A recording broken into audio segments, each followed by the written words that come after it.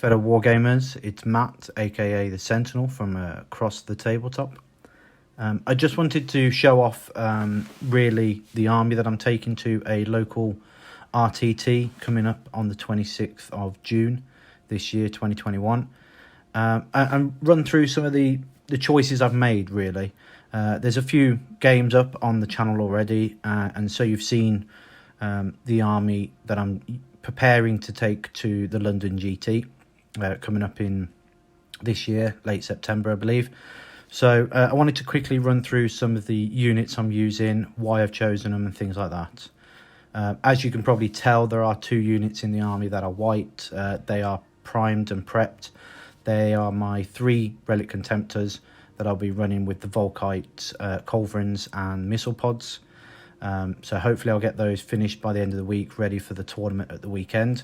And I just wanted to run through what I've got really. So we'll start with our HQs down here. And I'm currently running a Chapter Master from the Indominus box set, who's got the Relic Blade and the Relic Storm Shield.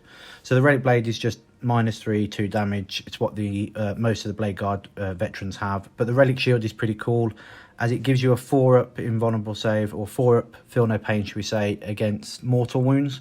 So that makes him a lot more versatile in its function, as well as being a Storm Shield essentially. So I've given him a couple of Warlord traits.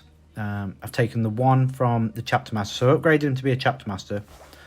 Spent the points on that, and then I gave him the Chapter Master Warlord trait for Codex, Master of Codex, which allows me to generate an extra CP every command phase, on top of the one I already generate as it is, but only on a 4, which means that I could potentially gain 2 CP per battle round, which makes a massive difference considering the Imperial Fists require, well, their stratagems have a lot of 2 CP usage. I've then taken the Chapter Master Relic, the Indominus armor essentially, Angels Indominus armor, which allows him to take, gives him extra wounds, so it takes him up to 7 wounds. It increases his toughness to 5 and his armor save to 2, which means that he's always going to be on a 1-up save with his Storm Shield as well, which makes him extremely tough to take down with small arms fire. Even at -2, that takes him to a 3, and if you stick him in the ruins, he's back to a 2. So he can be really tough to take down, but his output for damage is not so reliable. But he's more of a buffing unit in my army to generate the extra CP, to give those rerolls to the Relic Contemptors or my troops. And he is purely there, even though he's quite costly, he's just there to support the army as a whole.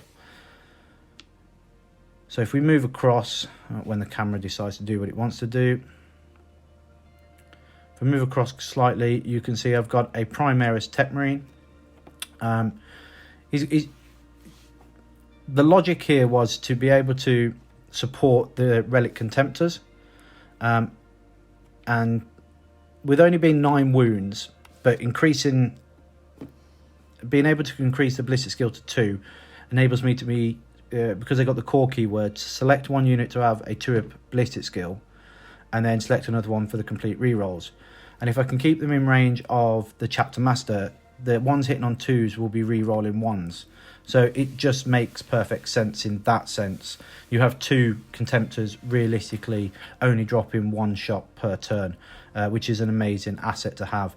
And if I do take some small arms fire, or I take a plasma cannon from another Space Marine chapter or something like that, then it will enable him to be able to heal him and keep him on the battlefield for longer.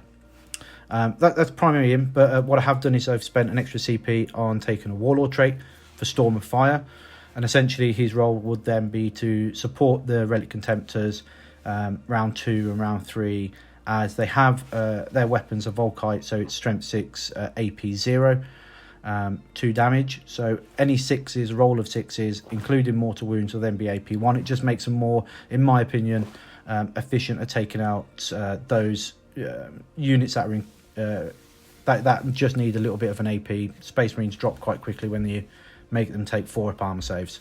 So that's the primary role for him. If we move across slightly, we've got my lieutenant. He's a baby marine, first trueborn. I built him quite a while ago, and I've decided that maybe I will fulfill his role on the battlefield and make him a lieutenant. So he's a trueborn lieutenant with a thunderhammer, and that is it. But I have given him the relic armor and dominus, so enable him to have an extra wound. So he's 5 wounds across the board.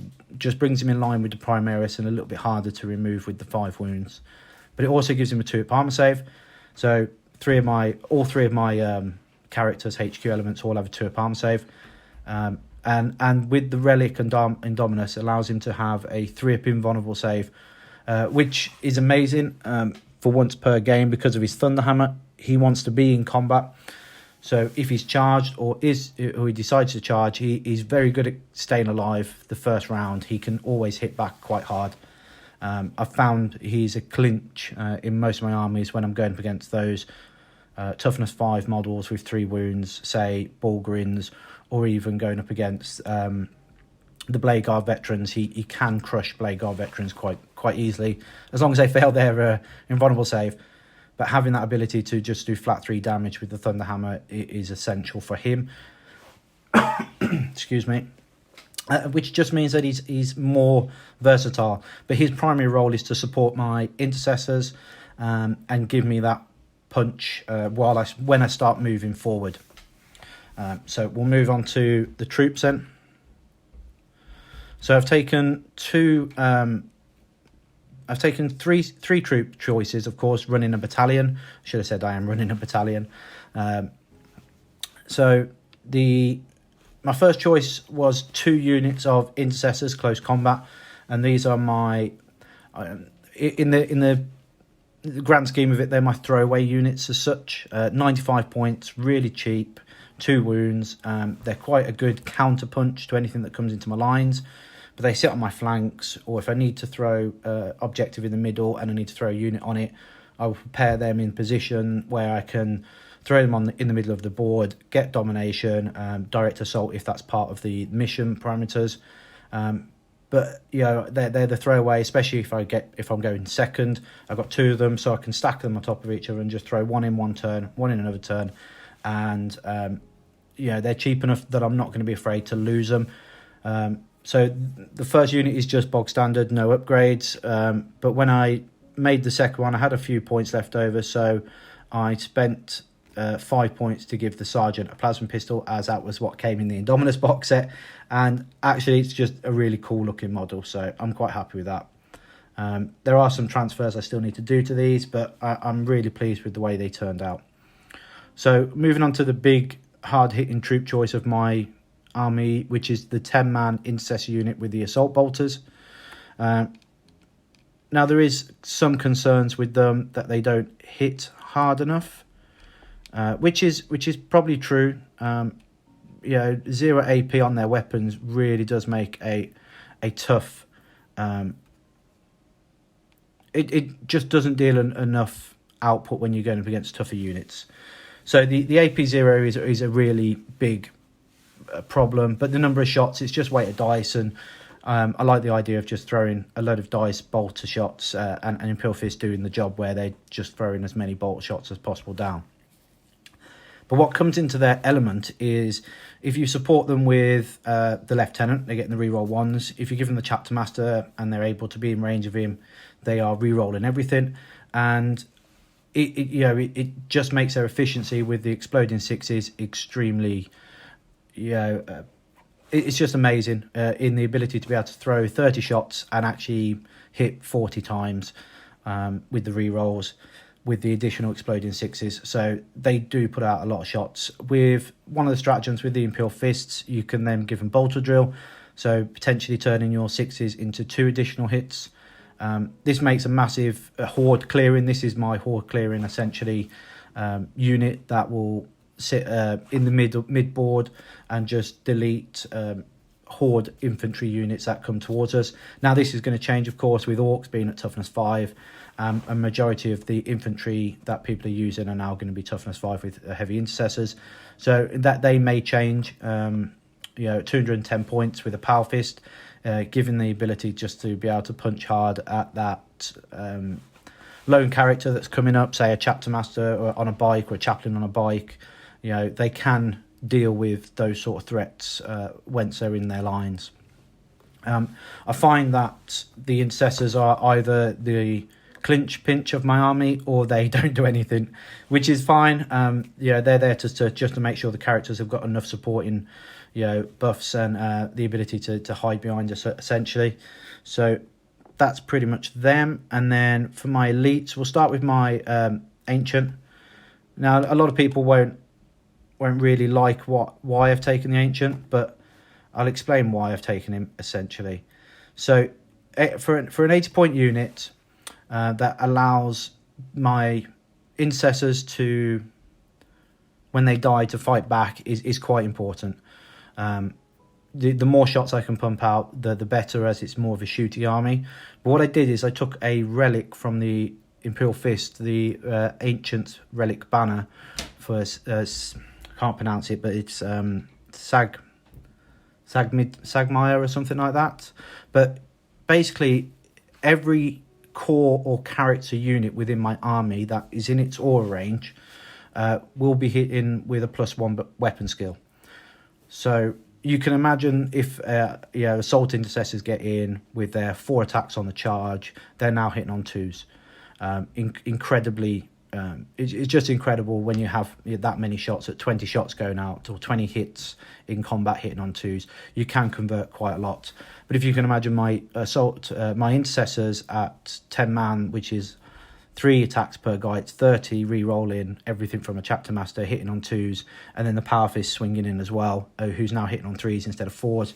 He's a clinch in the efficiency aspect in the combat phase, and he support. The idea is to have him and the lieutenant support the big blob of intercessors as they move forward, allowing them to be more efficient and effective in both phases of combat and shooting. And he has, especially with the lieutenant, hitting on 2s with the lieutenant, going back down to 3s with the Thunderhammer, and then bringing the banner with the ancient relics being back onto 2s, does make the lieutenant extremely efficient with his Thunderhammer, especially coming round 3, where he's an AP3 with his Thunderhammer. So move on to the other elites I've taken, and these are quite contentious within the rules at the moment.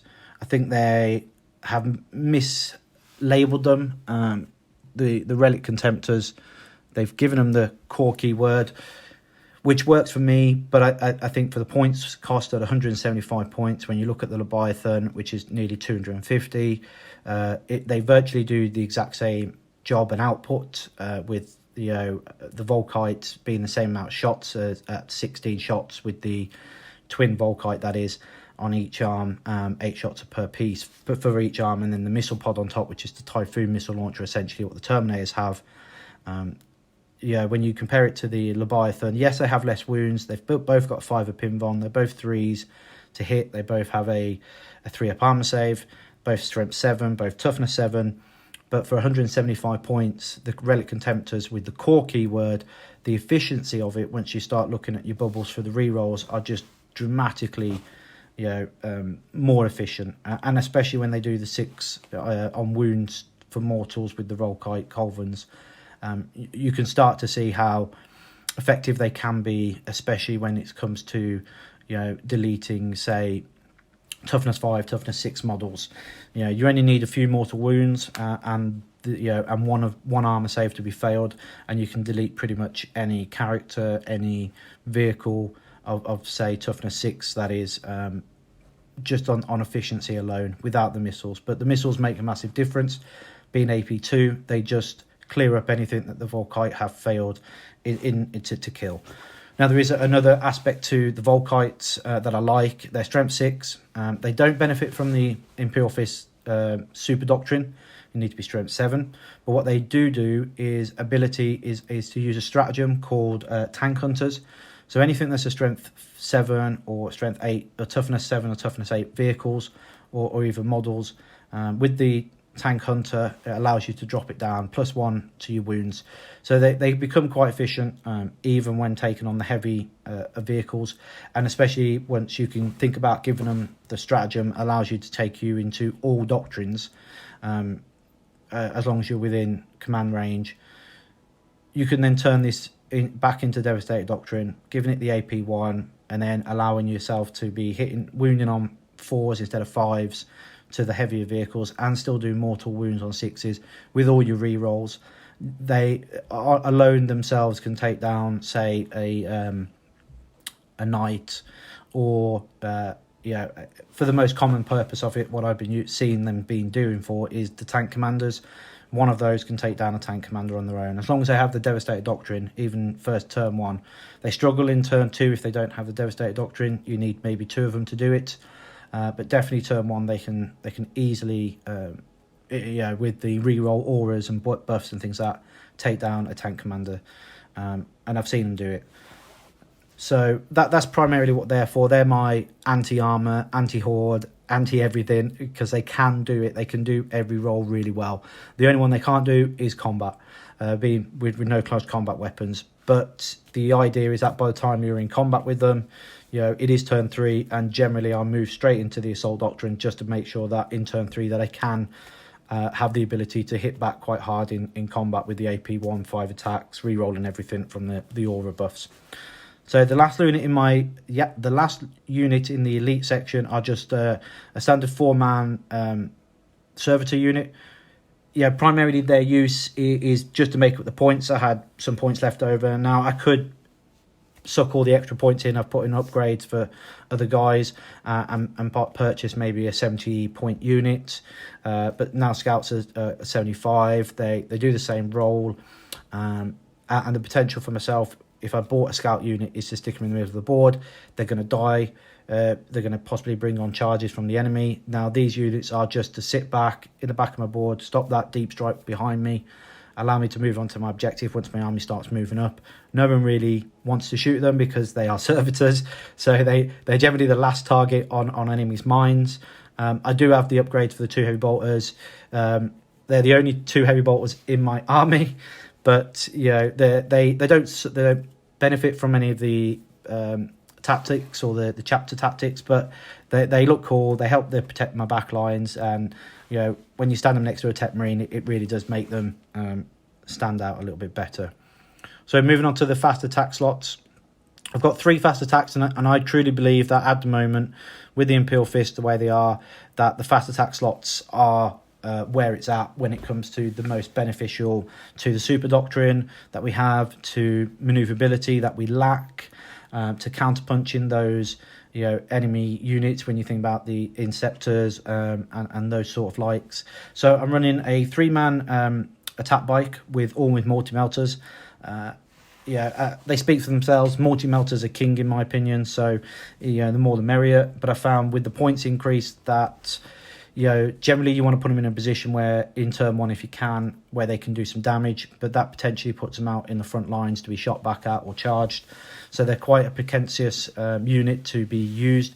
But what I do find is that they do the job. You can always rely on them to actually kill what they're looking at, as long as you're not trying to kill something with the only thing I find they struggle with is, say, anything with an invulnerable save.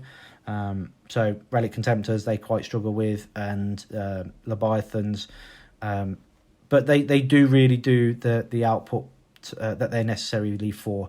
And I have found myself in many games utilising them late game, especially if they get charged first turn and they survive, which mostly they do with their 4 wounds at toughness 5. They do survive quite a big punch. I've survived from a chaplain with all his mantra buffs, with a bike with 1 wound. I mean, with the chaplain at the moment that I've seen being run in tournament doing the flat 4 damage, they don't. But if they don't have the flat 4 damage and they only have the flat 3 damage, the attack bikes actually do stand a good chance of surviving, just due to the number of attacks that the chaplain has, and you can potentially see one of them surviving. And if you just then spend a CP in your next turn for them to fall back and shoot, they generally can take that chaplain out on their own. So they're pretty versatile in the army, and I like to use some versatility in that sort of sense. As you can see, just behind them are some suppressors. I have 2 units of suppressors. Again, that they are, I think they're the best unit for the Imperial Fist to have in the fast attack. And if you're not running a suppressor unit, I suggest that you look at the stats again on a statistical level at 3 shots at strength 7, -1 flat 2 damage. I believe these are the best units in the Imperial Fist fast attack selection. 9 shots turn 1. They have the deep strike special rule as well, which means that if you're not going up against a lot of tanks or vehicles or armor, and you don't believe that they're going to come at you because they're a fast army, you can always put them in deep strike and take line breaker and have both units drop in at line breaker on the back lines once you've cleared a little area after your turn 1, and they can just sit there at the back line scoring your secondaries and trying to pop shot off a few characters once they've left their deployment zones. And they're quite difficult to deal with, especially if you put them in cover. They do have the smoke screen keyword, so you can take the -1 to hit on them once you use stratagem, and that has been quite clinch, especially against an AdMech army I played against. Having them being at -1 in cover with the AdMech walkers shooting at you, the chicken walkers with their auto cannons or las, they generally are pretty good to survive. So that brings me on to the heavy support section that I've selected. Now, normally, this is the strongest point that I would say the Imperial Fist should be winning at. But I've used it. I've played with the Gladiator tanks. I've used, Servitor Centurions. I've played with Devastators. And the point sync for their efficiencies and where you want them on the board just lack conviction there. So I've gone with the heavy Eliminators, not the heavy Eliminator. Yeah, I've gone with the Eliminators with the las fusils and the Eradicators with the heavy melter rifles. Now, what I found with the Eliminators, if you're going up against an army that has ability to be able to drop in the center of the board in their while deploying, so the infiltrate rule, these are great to screen out your lines. So ask your opponent first, do they have Eliminators or the infiltrate keyword and any of their units? And then once you've found that out and you have the chance to drop first or second, and they haven't put their unit out in the middle of the board, use this opportunity for them now to do that part where you can now screen out a part of your board from your deployment zone. So those Invictus warsuits, you want to stop them from being able to get into your front line. You stick these out in front of your front line, and they just allow you then to push back the Invictus warsuit deployment, or say for anything else, which is amazing. That's what I use them for. If they don't have the keyword for infiltrate, they're my last unit to go down, and it's usually in a position where I can put them in cover, get the high position near an objective in no man's land, which allows me then turn 3 or turn 4, depending on how the scoring on the secondaries, I can advance them onto there, and they've done their job. They've taken out a heavy vehicle or a heavy unit that they've been used for. They get the minus, the +2 to their armor saving cover, and they're quite resilient, especially if you think about putting transhuman on them. And I know it's only a 3-man unit, and you're thinking, why do that? For survivability at -3 flat 3 damage on the las fusils, they are really, really good. Again, I've taken these and I've actually killed vehicles in turn 1 if I can get the position, and I've been able to hide them away. If I lose first turn, depending on what player I'm going up against, I can just stick them behind a piece of terrain, move them through the terrain or onto the terrain, and being ballistic skill 2, I don't mind hitting on 3s with them, but I have had very good success with these. At strength 8, they are pretty good. They're not las cannons, so they're not strength 9, so against those toughness 8 vehicles, they're a little bit lackluster. But on turn 1, being flat 4 damage due to the super doctrine, you can imagine most armoured vehicles just crumble when they get hit up. So moving on to the Eradicators with the heavy melter rifles. We're nearly finished now. This is the last unit in my army. Now, I do have a problem with these, in the sense that they are heavy weapons. But I have tried to run them as the assault ones, and I find that they either overkill, or I've put them in a position where they're going to be killed back, because I don't mind advancing them. So with the heavy keyword, they're never going to advance up the board and shoot, but it does mean that I have to be a little bit more reserved with them and pick my targets carefully. And this has benefited me greatly in just not being so eager to get as many shots and as many units in range, and just holding these backs.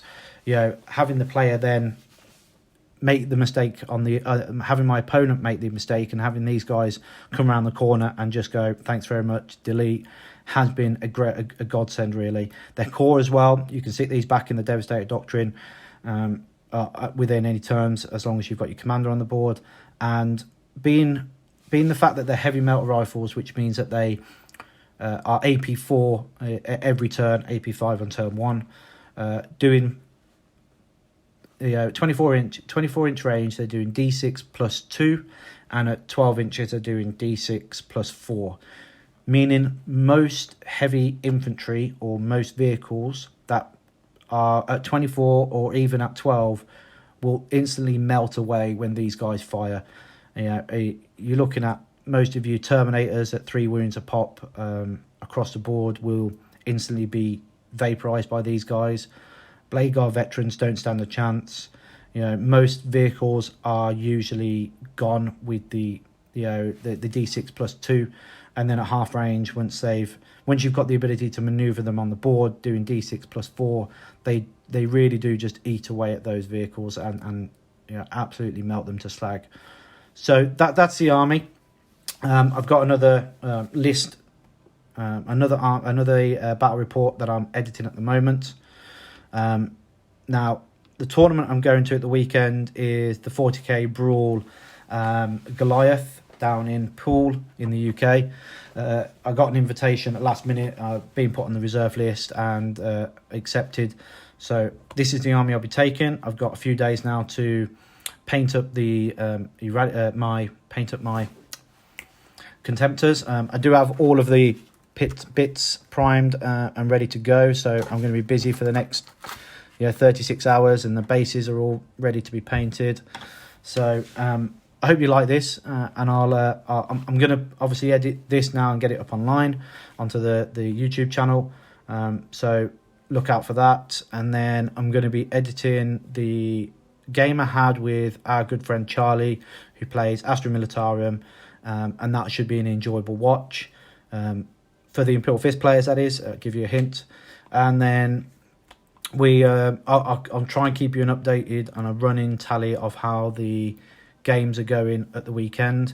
Even if it's a later view, I don't at the current have a Facebook page, but that might come into play, and I can add up there. But I'll do something like what Scarcast does. I'll take a couple of before and after sort of chats with the guys, and I'll give you a quick rundown of how the games went. It's an RTD, 1 day, 3 games. So fingers crossed that Imperial Fist do well. I know there's a couple of the Imperial Fist Facebook page have been talking about some armies that are doing really well at the moment, and our best guy on there at the moment has just pulled out, stopped playing with Imperial Fist. So he's got to the top of the leaderboard and he's like, that, the ITCs, I'm done. But I'm hoping to take these a little bit further. I've got the London GT coming up, like I said, and I'd like to at least do a good stand-in and maybe 4 wins out of the 6. Go 4-0. So well, fingers crossed. The list is doing really well at the moment. I've played 13 games and I've won 12 with this identical list. So fingers crossed for us, and I'll see you all soon. Bye.